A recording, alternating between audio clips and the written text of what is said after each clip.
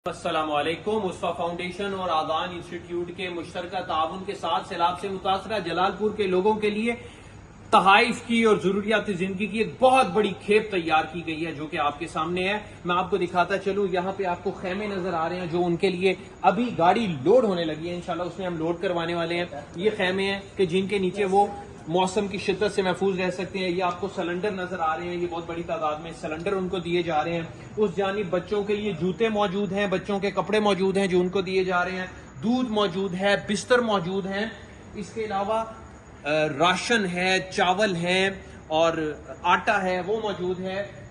जरूरियात जिंदगी से मुतल्लिक बर्तन मौजूद हैं, वाटर कूलर मौजूद हैं और बहुत सारा सामान है अल्हम्दुलिल्लाह, जो उसवा फाउंडेशन और आज़ान इंस्टीट्यूट मिलकर सैलाब से मुतासर लोगों को देने के लिए अल्हम्दुलिल्लाह मैदान अमल में है।